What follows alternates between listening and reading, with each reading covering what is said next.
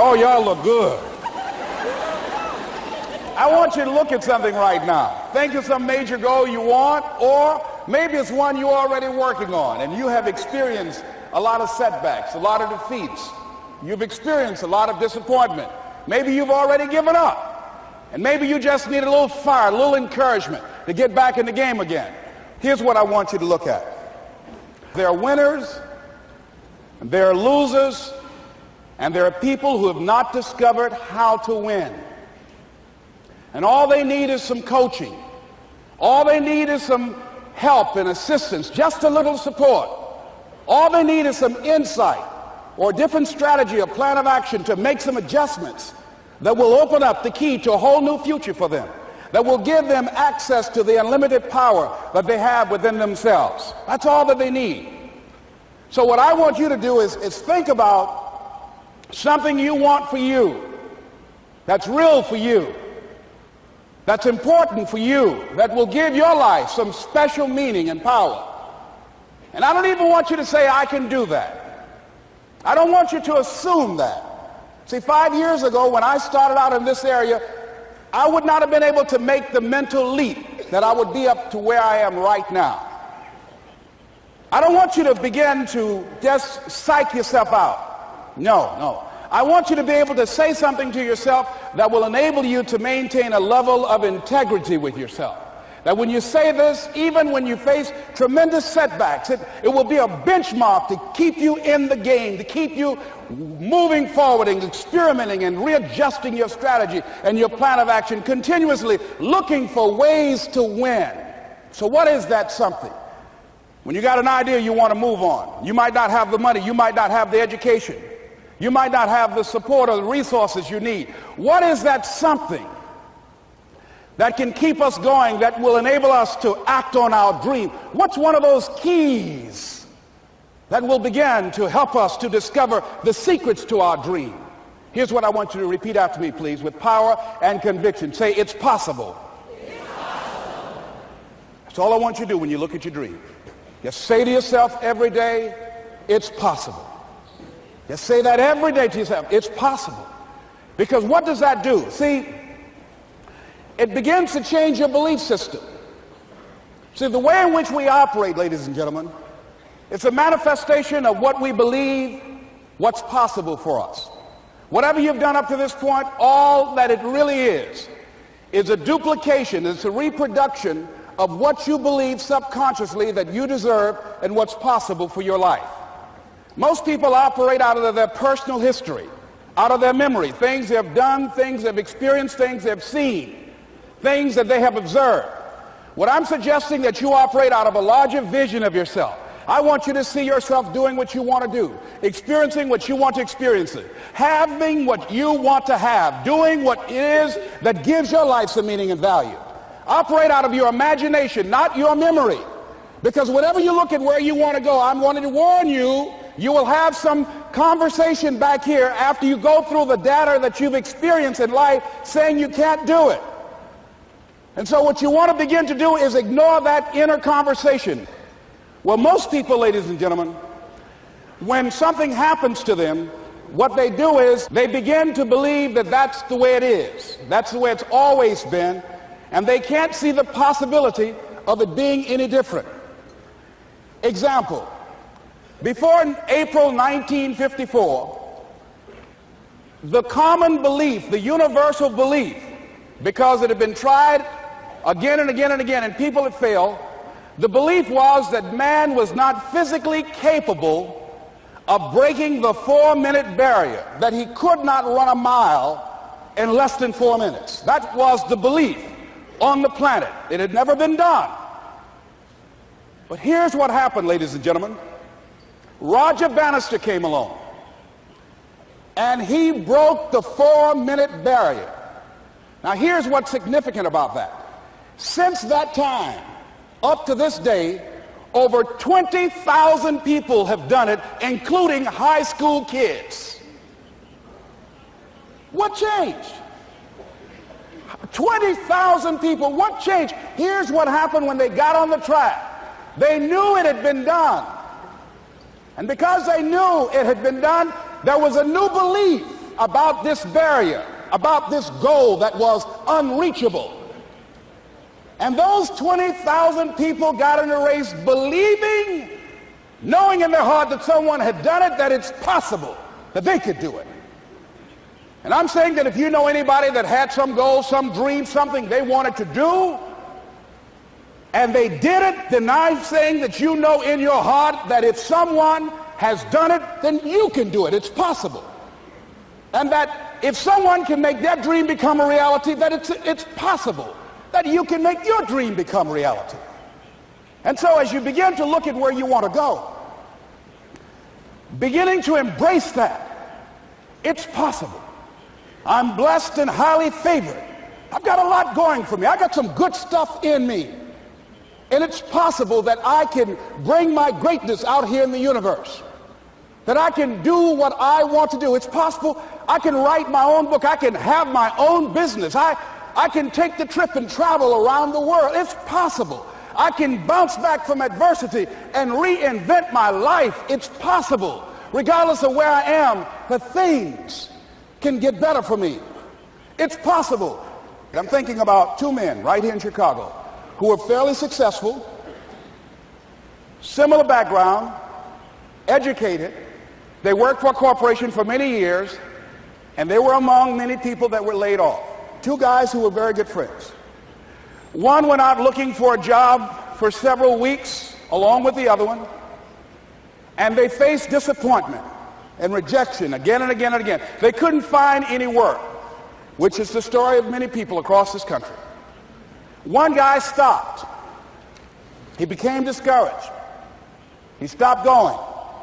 He stayed home looking at television, became very argumentative and toxic with his wife, drinking beer, getting on the phone, talking to his other negative, unemployed friends. And he just gave up. The other guy kept looking for a job everywhere he could go. Every time he could get an opportunity, kept asking people, networking, checking the newspapers every day. Kept going everywhere he could, trying to find a job. You have too much education. You're overqualified. You won't be here long enough. He kept going. He kept going. He went to a place and said, look here, I tell you what, if you can't hire me, and I know you can use my talents, abilities, and skills, I don't want to sit home and do nothing. Just let me do some volunteer work. You don't have to give me anything, all right? I just want to work. I want to be busy. Guy said, okay, it's on you now, but don't expect me to give you anything. It's okay. This guy came in and worked. He was the first one there. The last one to leave was the best employee there. About 4 weeks later, one of the top managers quit. They were looking for a replacement. Guess who they selected? This other guy. This guy who was volunteering his time. He got the job. What was the difference between the two men? Eyesight and mindsight. Eyesight is judging on what you see. Judging according to appearances. But mindsight is how you interpret what you see. One guy said, it's not possible. It's over. I'm finished. I can't do it. I can't make it. He surrendered. I've faced rejection again and again. I'm not going anymore. There are no jobs out there. But this other guy, he felt that in spite of the no's and rejections, in spite of how bad the economy is, in spite of what the newspapers are saying, that it's possible that somebody somewhere will give me a job. He just kept going, thinking it was possible. And guess what, ladies and gentlemen? That's what we have to do with our dreams. Because things happen to you in life that you can never, ever anticipate. And many times when those things happen, you want to give up. I remember when I was in broadcasting, when I was a disc jockey, I became very controversial, not only being a disc jockey, but I felt that radio was something that you not only entertain people with, but you also empower them, you educate them. And I got fired. I didn't just leave, they fired me. That was a shock. I said, wait a minute. They took my microphone. I thought that was who I was. No, ladies and gentlemen, it wasn't. I had to do something else. And I didn't know what else I could do. See, here's what I'm looking at. What are the uses for your life right now that you haven't even reached for yet? See, I believe that when you don't have enough encouragement to act on your dreams or ideas, or you're not enlightened enough, that life will act on you. See, life had moved on me and said, Les Brown, you have outgrown this. It's time for you to do something else. Well, I wasn't enlightened enough. I organized some disc jockeys and got my job back. So they had to fire me again. I got fired twice. Here's what I did. I had to think of something else. And so a guy suggested to me, he said, Les, why don't you run for office? I said, man, I never run for office. I've never known anything about how to operate in the political arena. I've heard encourage people to register to vote and get out to vote, but I don't know anything about politics. He said, neither do the people who run for office all the time.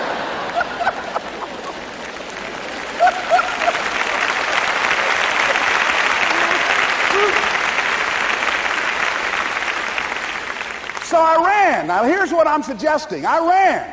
You got to do what you can where you are with what you have. I didn't have any money. I didn't know anything about the political process. I didn't even have any support.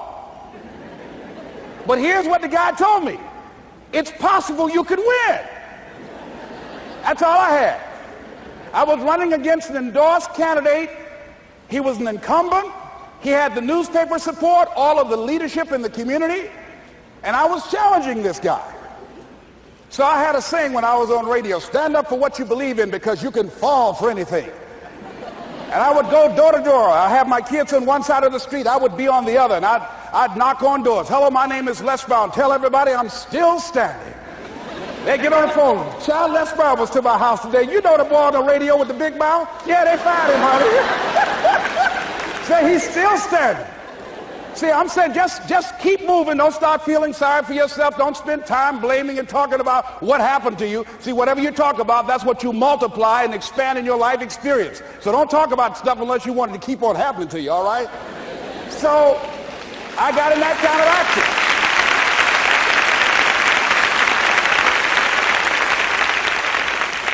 As I continue to do that, had my children with me, we're going door to door, didn't have enough money.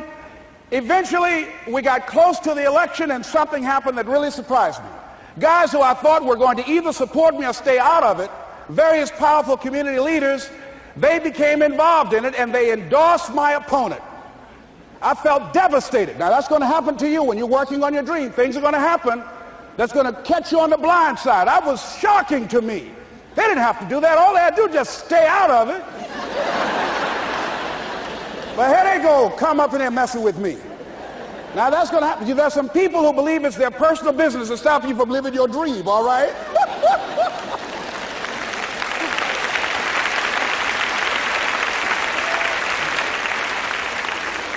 But I didn't deal with that. You want to make your dream come true, you got to stay focused. Some people rather get even than get ahead. Stay focused on where you want to go. I just kept on doing what I was supposed to do. And so I was driving to the radio station. My opponent had over $20,000. I had less than $800. As I was in the radio station, the guy said, "You're going to make a commercial?" I said, "Yes." He said, "It better be a good one because that money can't go pretty far here." And I sat there in the middle control room and I was thinking. And here's what happens when you get still. Stuff will start coming. Something said, call your mama. You used to talk about your mother on the air all the time. Ask her to say a few words for you. That'll be a different kind of political spot. So I called my mama, and I had a gospel record playing in the background.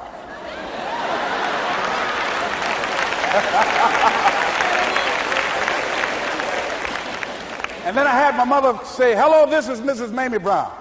When I raised my sons, I raised them to be good children. When they got out of hand, I beat their behind and made them go right. Please vote for my son. He's a good boy."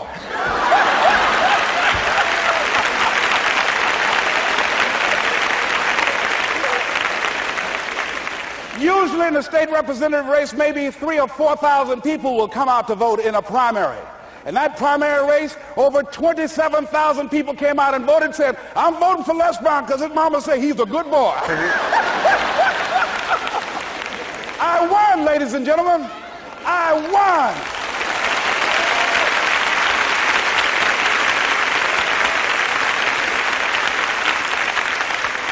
So you've got to be willing to stay focused, to be creative, to be relentless, because things are going to happen to you when you're working on your dream, when you get on track. I remember when I first got involved in speaking, one of the main things that speakers like to do is speak to a certain association that they have over 10,000 of their sales reps that come to this convention.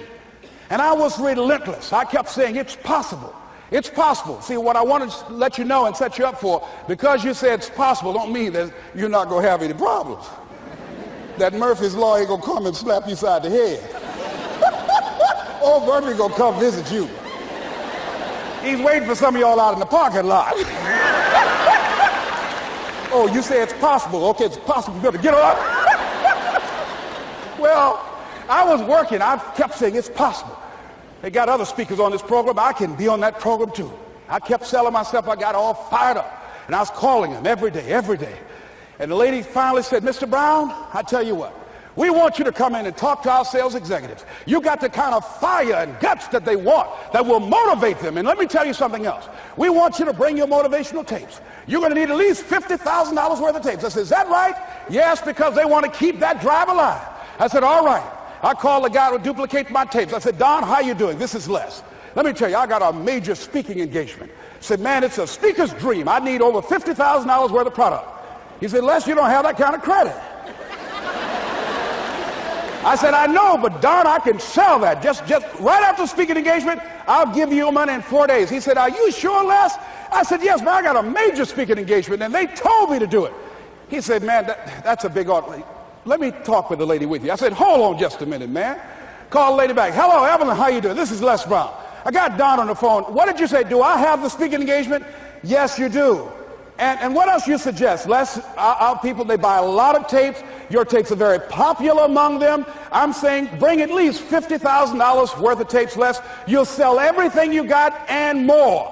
I said, did you hear that, Don? He said, yes. I said, now, if anybody else has to make a decision, are you the final person? She said, I'm the final person. I will send you the contract. I want you. I said, you hear that, Don? He said, yes. I said, oh, ye of little faith. I said, duplicate the tapes, man. Hung the phone up. Well, he duplicated the tapes. 1 week came by. I'm checking the mail every day. No contract. I said, come on, Murphy, don't start nothing, man. Come on. Come on, man, give me a break. Come on, you know, this ain't fair. Come on, man. Give your boy a break. Come on. I talked to myself, you know. I didn't want to call him right now. 2 weeks passed by. Murphy said, don't you think you ought to call him? I said, okay. I called. I said, hello, this is Les Brown calling. How you doing, Les? I said, fine. I said, Evelyn hasn't sent my contract out yet. Any additional information you need?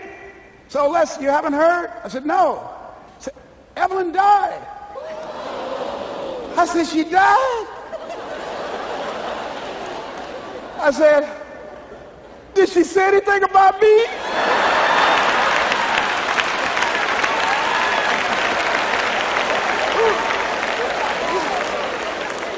When I got home, I was so wiped out. And Murphy was in the house waiting on me. Murphy said, is it possible you want to listen to some of your tapes?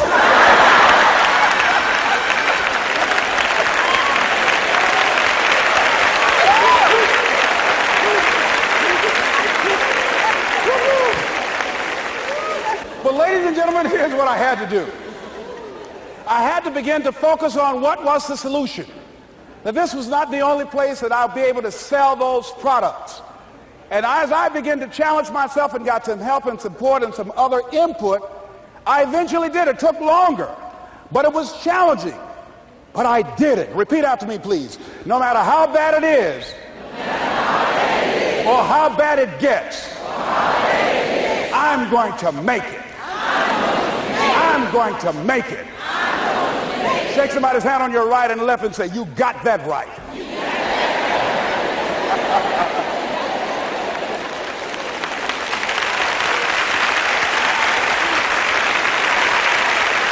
Repeat after me, please. It's possible. It's possible. I can have my dream.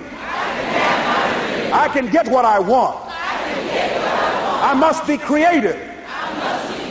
And never give up. Now, let me share something else with you, ladies and gentlemen. When you know within yourself that there's something you want to do, and I believe that all of us were born with a purpose, that all of us have something that we are supposed to do, that all of us have some goodness within us, and that goodness gives us a responsibility to manifest our greatness. And when you know that, you can feel it in your guts, and you know that you're deliberately operating below your potential, you've gotten comfortable, you stop expanding, you stop stretching, you stop challenging yourself. Let me share something else with you. Not only is it possible for you to have your dream, but it's necessary. It's necessary that you have it, that you work on it, that you develop yourself, that you go for what is yours in the universe. I have a friend that at the beginning of the year I was in Los Angeles giving a speech, and I do a seminar teaching people how to become involved in the speaking business, and also one called Speaking with Power, teaching people how to begin to develop their communication skills. And this friend, I said, I want you to work with me. I called her up. She said, Les, are you sure I can do it? Sure you can. You have a PhD in communications. I don't have that. If I can do it, sure you can do it. In fact, I'm going to give you the support that you need. Here's what I realize, ladies and gentlemen. We only have enough energy to take us to a certain level.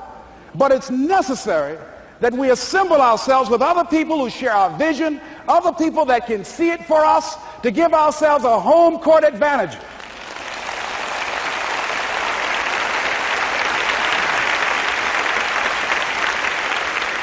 So it's necessary that you seek out other people who think like you, who are growing, who have decided that they are not satisfied with where they are. See, I don't believe that necessity is the mother of invention. No, necessity, in my opinion, is not the mother of invention. Refusing to accept things the way that they are is the mother of invention.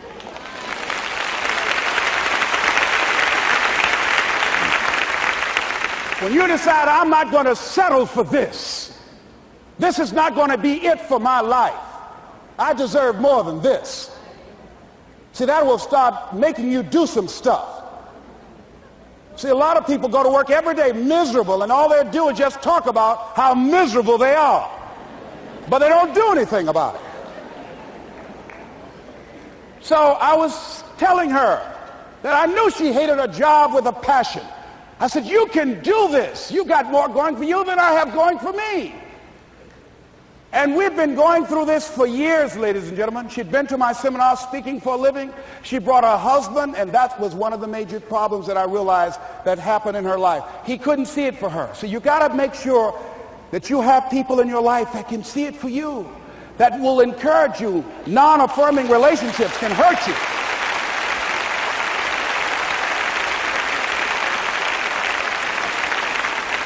And I talked to him. I said, I don't have anything to do with your marriage. I said, you and I are good friends, and she and I are good friends. And I'm not taking sides. I said, but if you can't see it for her, don't tell her that. Just give her some support. What if you're wrong?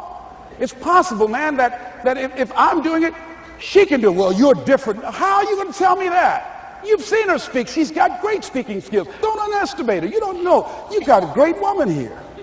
But you see, people who can't see it for themselves can't see it for you. He was happy.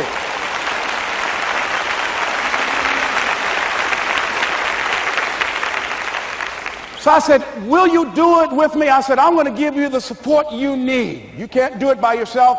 I will stand with you. She said, you will? I said, yes. I'm going to make you a part of my seminar. You'll do a part of it, and I'll do a part of it. Speaking with Power. She said, okay. 3 days later, ladies and gentlemen, I got an emergency call at my office. It was from her husband. He called and said, tell Les Brown that Marion is dead. I said, oh no. When I was flying there to go to the funeral, and I remember the last time that I saw her, and I had some of her papers that I had gotten inadvertently confused with mine, and I took them home. And I was searching through these papers to do one of her works. She was a prolific writer. And what got me, what was so sad that made me begin to cry, was that there were poems that she had started that were profound poems, great thoughts that she didn't complete. Plays that she had started that she didn't complete. See, that poem was given to her. I can't finish that for her, nor can you. That play, whatever the outcome that she had envisioned, that she had imagined, was given to her. Only her. And she's the channel that was going to come through. You are here, and you are the vessel, you are the outlet for the universe. That you've been selected. There's something for you to do. I believe all of us have some purpose for being here. And as I was going to the funeral, and I was reading a newspaper that said that millions of people are dying because of what they're eating, talking about their diet. And I'm sure that it was Marion talking to me, whispering, saying, Les, the next time you speak, say that even more are dying because of what's eating them.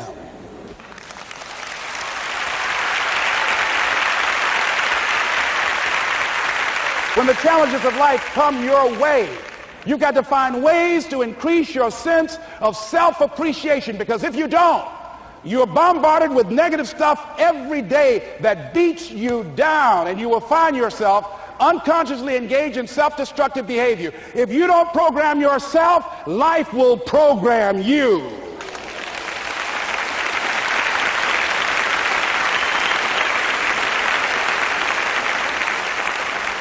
So you want to have an agenda for your life. It's necessary that you have some direction for your life. A friend at the National Speakers Convention gave us a presentation, and it really struck me. He was talking about when he was traveling across Europe, war and aggression, and he said at different points, soldiers would wake them up on their journey and ask them the question.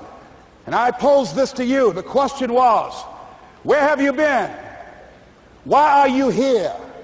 And where are you going? And that's what I ask you. Where have you been? Where have you been up to this point? You look at your life. You look at what you produce. Is it giving you what you want? Are you living on purpose? Are you living your dream? Are you acting on your ideas? Are you doing all you can do? Have you gotten comfortable? Are you procrastinating? Are you evading your own greatness? Are you surrounding yourself with people that can nourish you? Are you challenging yourself? Are you experimenting? Are you learning something different? Is your life an adventure, or is it boring? Where have you been? Why are you here? What brought you here? Investing the time, the money. What brought you here?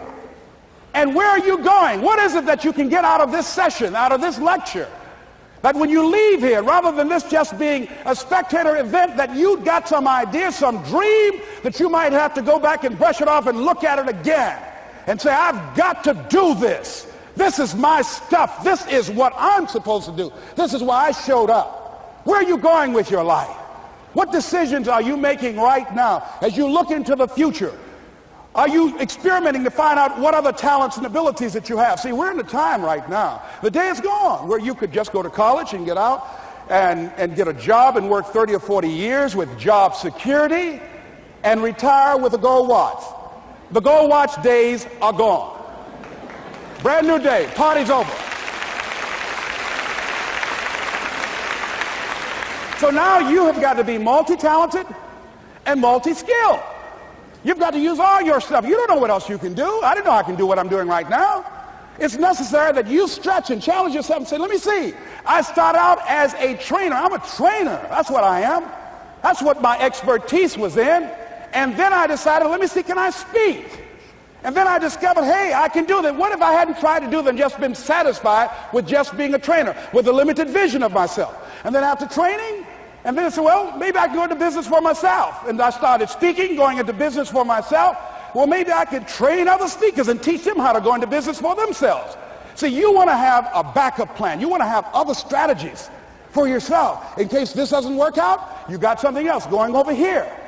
You don't want to ever put yourself in a situation where you have a limited vision and you're only using a limited amount of your talents, of your skills, and of your abilities. And I'm saying to you, it's possible you've got some talents, some ideas in you, your ability to do some stuff that you haven't even discovered yet. And I'm suggesting that it's necessary that you get outside of your comfort zone. It's necessary that you develop some new relationships where you can learn from people. It's necessary that you do reading, that you do research. It's necessary, if you're already involved in some business, that you don't be satisfied with where you are. If you want to make it today, it's necessary for you to constantly look at ways of getting better. Not only is it possible for you to have your dream, and it's necessary for you to challenge yourself to go after it and get better and leverage relationships that can help you get to where you want to go, but it's you. The major key to your reaching your dream, your living up to your greatness, your making your contribution is you. If the economy is good, fantastic. If the banks are loaning money, that's great. If people are positive, that's great. You don't have any opposition? That's great. But the major key to your making things happen in your life is you. When I wanted to get on public television, you know, they told me, you can't do that. So wait a minute, I've seen these other people on. It's possible I can get on. Leo Biscaya, John Bradshaw. It's possible. Wait, excuse me, hold on, time out.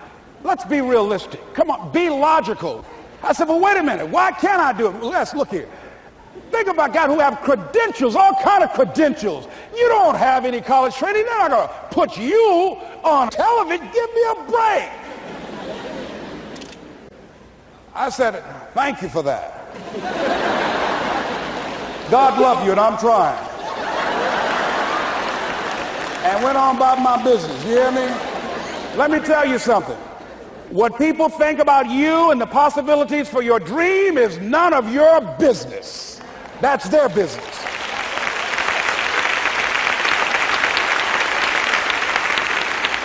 They have no imagination, ladies and gentlemen.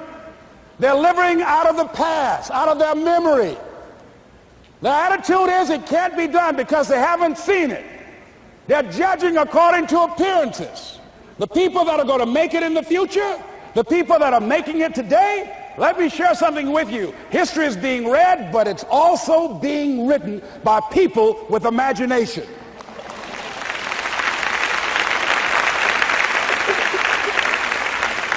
So I went to the next mode, necessary to start talking to people and seeking and asking for what I wanted and leveraging relationships and trying to find out how did the people do it that went ahead of me? How do they do it? And then what is it I need to do? How is it I need to train myself, to develop myself? What's the resources that will be required in order to make it happen? And as I start seeking out and asking questions, I started running into people who said, I know someone who can help you do that. And they helped me get connected with those people. Remember, we have so much energy that can take us so far. It's necessary that you hook up with some other energy that can take you to the next level. I hooked up with them. They said, let's go. I said, away we go.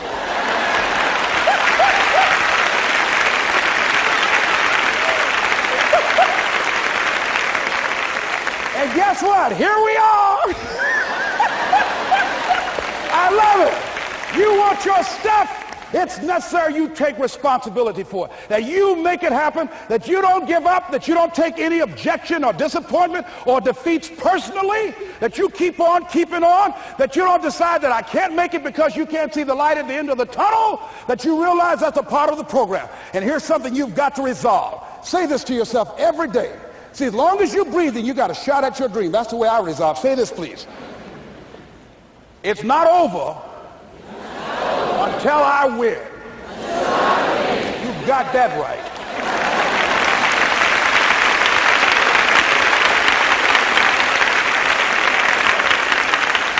It's not over till I win. Not over till I get through. It's not over till I get over. Not over till I get what I want. Door can't open today, look out. I'm going to come back and take the hinges off. That's how you got to do that. You've got to have that kind of courage, that type of determination. If you want to make it happen, it's you.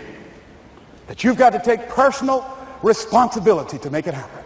That you have got to own what it is that you want to do. If it's taking care of your well-being, if it's making a difference in our school system, if it's working with senior citizens, if it's to protect our ecology, if it's to create an economic renaissance, if it's just to take yourself to another level, it's you. You've got to make that happen. We can point out many things that can make it inconvenient or can slow us down. but ultimately, it's on us. Next step is, not only is it possible and necessary, and it's you to live your dream, to make this greatness that you have within you become a reality, but what I've come to appreciate when you're working on changing your life, changing some bad habit, getting out of addictive situations or relationships, or working to build a dream or making a difference in our society, or learning something that's very challenging. Here's what I realize, ladies and gentlemen, and develop a great deal of respect for. It's hard. Easy is not an option. It's hard living. Life is hard. See, it's hard when you are 49 years old, been working on a job for 17 years, and they come in and tell you you're finished and give you 1 week severance pay. And you got to start all over again. It's hard when you're married and raising children and your children are crawling and your husband dies unexpectedly. It's hard handling just the tragedies of life. It's hard when you're working on something and you put everything you have in it and it doesn't work out. You lose your money and other people's money. It's hard. It was rough when I lost my job and I could not find a job. It was humiliating and embarrassing, borrowing money, and then I couldn't pay the money back when I told them I would. That's rough. How people look at you, how they respond to you. It's very hard. It's humiliating. Here's what I discovered that happens to you in life, that you will go through things, and while you're going through them, you can't understand why it's happening to you.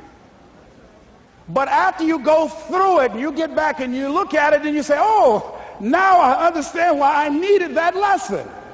Have you ever happened to you? Raise your hand. Has it ever happened to you that I couldn't understand it then, but after I got through it, then I saw that that was preparing me for bigger and better things.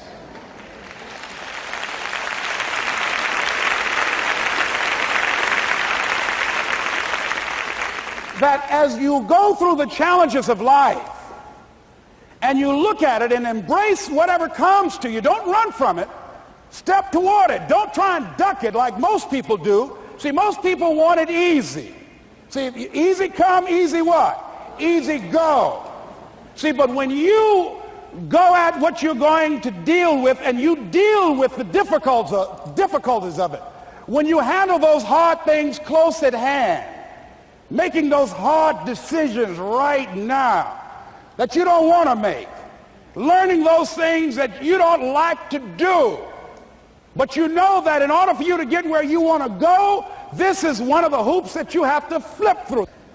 And I'm saying to you, whatever you got to do, do it, because if you don't, life is going to whoop you until you surrender and say, okay, all right, I cooperate, okay, I learned, okay. It had to wear me out a long time. So if it's hard, then do it hard. Now, how do you hang in there during the hard, difficult times? Les, you must have faith. You've got to believe in yourself. You've got to believe in your abilities. You've got to believe in your service, your company, your ideas, unquestionably. You've got to have faith, and that faith gives you patience. That it's not going to happen as quickly as you want it to happen. A lot of things are going to happen that will catch you off guard. And so therefore you've got to deal with and handle it as it comes. And not only that, but that faith and patience drives you into action. You've got to keep moving and keep plugging away. In the Far East, they have something that's called the Chinese bamboo tree. The Chinese bamboo tree takes 5 years to grow. And when they go through a process of growing it, they have to water and fertilize the ground where it is every day. And it doesn't break through the ground until the 5th year. Okay? But once it breaks through the ground, within 5 weeks, it grows 90 feet tall. Now the question is, does it grow 90 feet tall in 5 weeks or 5 years? The answer is obvious. It grows 90 feet tall in 5 years. Because at any time had that person stopped watering and nurturing and fertilizing that dream, that bamboo tree would have died in the ground. And I can see people coming out talking to a guy out there watering and fertilizing the ground that's not showing anything. Hey, what you doing? You've been out here a long time, man. And the conversation in the neighborhood is, you growing a Chinese bamboo tree, is that right? Yeah, that's right. Well, even Ray Charles and Stevie Wonder can see ain't nothing showing. You know that's how people are going to do you? So how long you been working on this? How long have you been working on your dreams? And you have nothing to show. This is all you got to show? People are going to do that to you. And some people, ladies and gentlemen, they stop. Because they don't see instant results. It doesn't happen quickly. They stop. Oh, no. You got to keep on watering your dream. And when it began to happen, they stopped laughing. They said, look. Whoa, look here. Look how, hey, man, you know, I know you can do it. Look here, you got a job here?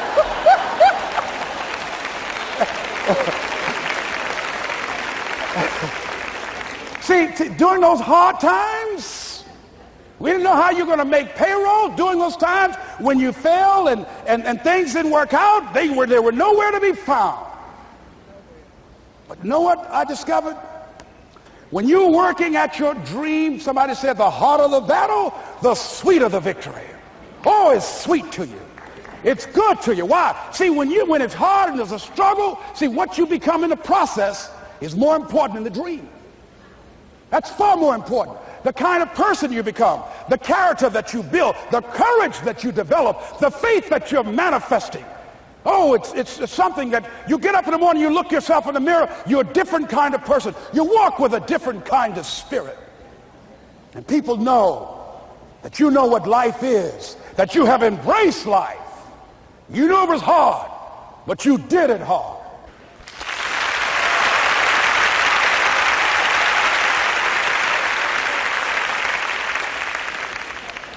Now that takes us to the next level. If it's hard, why do people do it? You ask people who do things. Why do they go it? People who climb mountains just for the sake of it. Nobody paying them to do it, just do it. Somebody said, I'm going to run around the world. He said, why would somebody want to do that? I'm going to swim the Atlantic Channel. Why? Why do people do that? I wondered, why would a Nelson Mandela give up 26 years of his life? Why do people do that? Here's what I discovered in high school. High school, I decided I wanted to go out for football. Never forget this. And I discovered why people do things. You know why, ladies and gentlemen? Even though it's hard, it's worth it. It's worth it. See, one day we had Coach Alkin Hepburn had this plaque down there and this wood on the floor, on the ground. He said, Brown, come over here. Had my suit on. I said, yes, sir. He said, I'm going to have old Larry Littles down there, old big Larry. Yes, sir. Big, fat, sorry Larry. Yes, sir. Brown, I want you to get down bull neck. Yes, sir. He said, I want you running Larry. I want you to put your helmet right in his pit, right up and hit his chest and knock him off that board. You hear me, Brown? You can do that. Yes, sir. Can you do that? Yes, sir. I said, hubba, hubba. I said, hubba, hubba. He said, Brown, I want you to knock him off. You're going to make the team. I know you can get him, all right? Look at him, how sorry he is. Knees knocking and everything. I said, yes, sir. Then he went down to Larry. Larry Littles, who played 12 years for the Miami Dolphins, all pro for 12 years. This is a bad, big dude. 250 pounds, strength, agile, and all muscle. He said, Larry, he said, man, you know Brown down there. He's down there talking about your mom and everything. He talked about how fat and sorry you are and how he's going to knock you off this board. Larry now spitting fire and growling and foaming at the mouth. And I'm looking at Larry saying, oh, hubba, hubba. He said, look at that fool down there growling. He told me he's going to scare you, that you're going to leave. Are you going to leave? No, coach, I ain't going to leave. Go down there and knock him out the park. Boy, coach got back. He winked at me. Go get him, Brown. I went hard. I ran into Larry with my helmet. Larry said, boom. I don't know where I landed. When they woke me up, I said, can y'all take this helmet off me for a minute? I said, y'all got any more positions out here? They said, like where? I said, don't y'all need an announcer? They said, Brian, where you going? I was crying. They said, man, some girls over there. I said, I don't care, man, I'm hurt. I said, that fool almost killed me, man. He said, Brian, you quit, man. I said, yeah. I said, what? I said, it ain't worth it, man. No, it ain't worth it. Y'all go ahead. Y'all crazy. I'll be your announcer, man. I was calling the game. I was up there in the booth. Call good games, too, because the pain wasn't worth it to me. And I'm saying to you, you know why people do what they do? The people who go after their stuff, what makes it worth it? It's got to be your passion. You got to love it, ladies and gentlemen. You got to love it. It's got to be what you are supposed to do.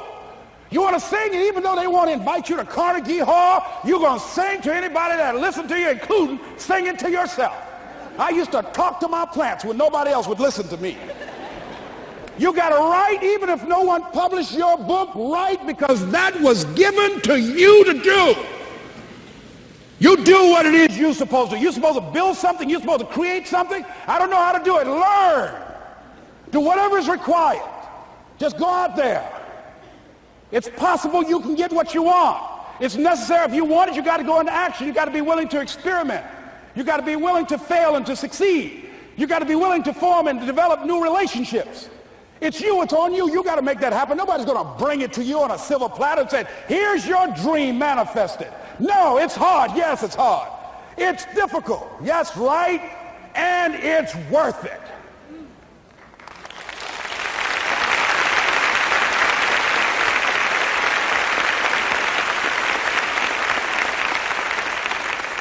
People ask, hey, man, these kids, man, it's rough dealing with them. That's right. That's right. You think peer pressure happened overnight? We went through peer pressure. I remember as a kid, some guys said, hey, Les, me and another fellow named Willie Lower, we were going home. Hey, man, we're going down to Gould's, man, and knock off a grocery store. I said, look here, I don't want no part of that. I'll see y'all later.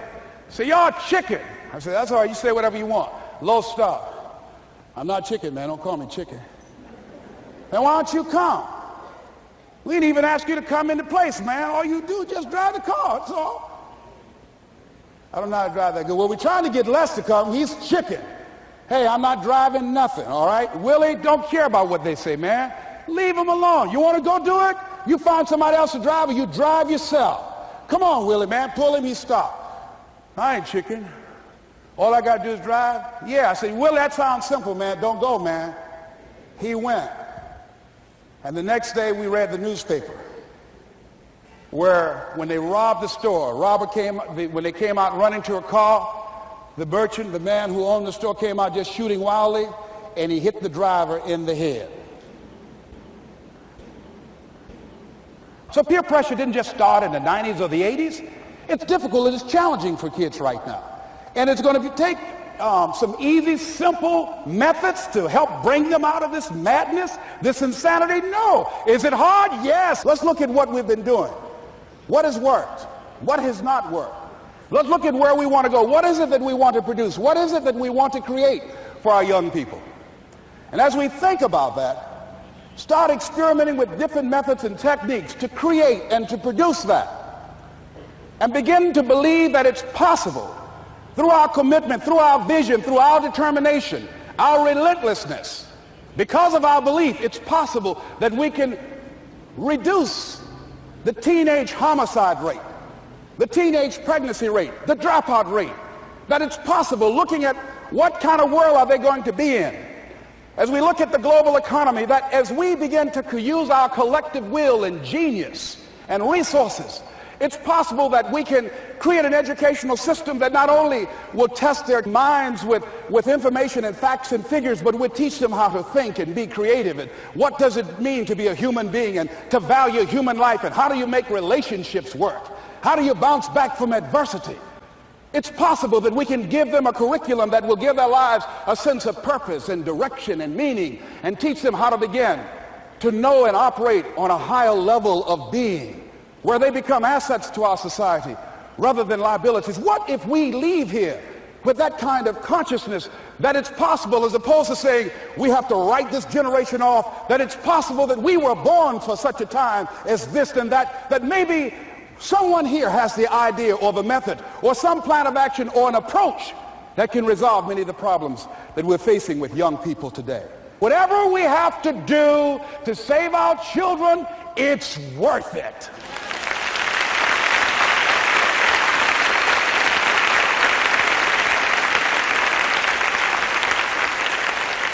And so that brings me to the final step, that it's necessary for us to begin to look at the future and know that it's possible that we can have our dream. Yes, it is. Other people have done it, then we can do it. We fail a lot of times. Well, a lot of other folks fail, and eventually they came back and they succeeded. So it's possible we can have what we want. And we know that we want to get it. It's necessary that we align ourselves with people that think like we do. It's necessary we get negative, do-nothing people out of our lives. It's necessary we never stop learning and growing and developing ourselves. It's necessary that we never give up. We know that it's you, it's me. It's being responsible for our stuff and deciding that we're going to keep on keeping on, and that we're going to find a way to win or find a way to make it happen. And we know it's hard. It's not going to be a picnic. Yes, it's hard, and we will do it hard. And once we do it hard and we go through it, we realize it was worth it. And once you discover it was worth it, it is done. It's done.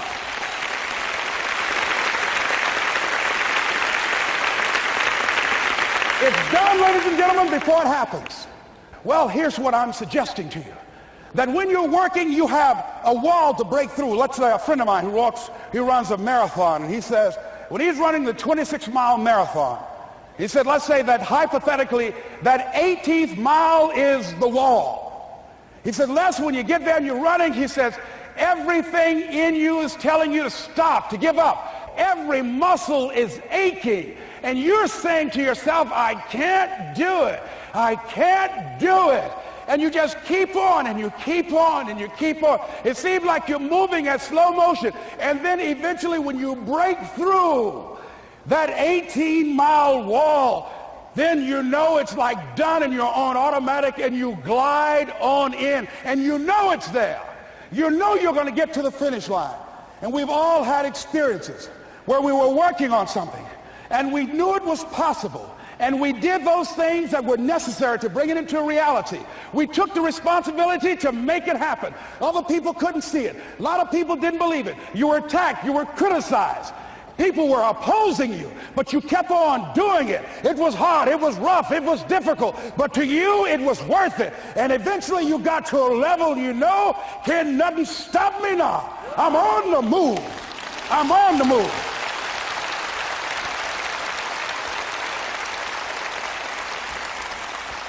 Finally, I'm thinking about a friend of mine who is no longer operating on this dimension. His name is Jack Boland. He had this vision of a church that would serve various types of needs for people, their supportive needs, and helping them in recovery from drugs and alcohol and whatever addictions that they might be involved in. And he was known for bringing in different kinds of speakers. And over a year ago, he was diagnosed as having cancer, and he announced to his congregation that he's going to be taking chemotherapy, and that it was a possibility that the cancer would go in remission, and he was optimistic about that. And sure enough, it did for a year. And one of the things Jack always talked about is that he wanted to have his funeral while he lived. And so he invited a few friends, Wayne Dyer and myself and a few other speakers. He didn't tell us why we were there, but once we gathered there, the church, they told us in the room that Jack is going to announce to the congregation, he's bringing his doctor up. The doctor is going to say that we felt we could keep it in remission. It's out of remission, and he doesn't have much time left. And whatever words you want to say to Jack that you would say if he had made his transition, speak those words now. Well, we were shocked and we were somewhat stunned until Jack got there. They brought him in a wheelchair, and boy, was he courageous, and he had a strong smile, and they helped him up the steps, and he sat behind the podium. And each of us got up and we said a few things about Jack and the impact that he made on our lives. And he said, the doctor, after announcing that Jack didn't have long, he says, "Doctor," he said, "I accept what you say, but it's possible that does not have to be the case. But if it is, I will enjoy life to the very last breath I take, even the chemotherapy. I will enjoy that." And Jack did, ladies and gentlemen.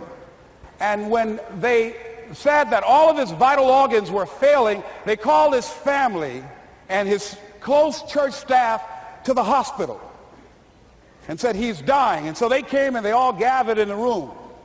And Jack at that time was unconscious. And he gained consciousness, and he looked at them and he said, with what strength he had, he said, "I want to thank you all for being here. You've been a great staff to me." He looked at his sons, his daughter. He said, "You've been a great family." He said, "Don't feel sorry for me." He said, I'm ready to go. I'm looking forward to the next adventure." And he sat there for a little while, laid there, and he closed his eyes, and he lost consciousness. About an hour and a half later, he opened his eyes, and he looked at them. He said, "This is embarrassing. I'm not dead yet." They were laughing through their tears. They said, "Jack, you are a character." He said, "Hey, I hate giving up this kind of control." So they predicted that Jack would die at the end of February.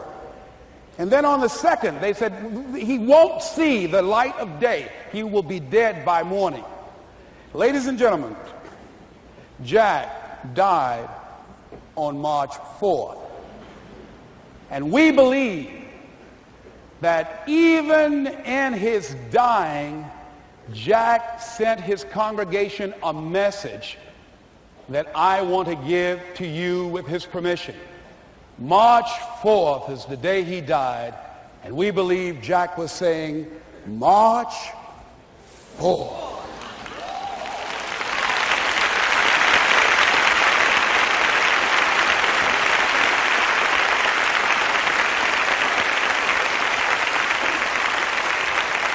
So I say, as you look into the future, while other people are giving up, feeling like victims, feeling powerless, becoming negative, turning on each other rather than to each other, feeling that they can't make it, be ye not conformed to this world, but be ye transformed by the renewing of your mind with the mindset of that it's possible that we can save this generation. It's possible that we can create new industries, a new economy. It's possible that I can find a new profession, a new job. It's possible I can create a new life. And it's necessary that I become actively involved in becoming a positive force in my life and on the planet. And it's me, yes, it's you, it's all of us, pulling together, working together to create this brand new future. And it's going to be hard. Easy is not an option. But if it's hard, we will do it hard. Whatever is required to snatch victory from the jaws of defeat. And it's worth it, yes. It's worth whatever we have to do. And once we know that, it is done. It is done. It is done. It is done.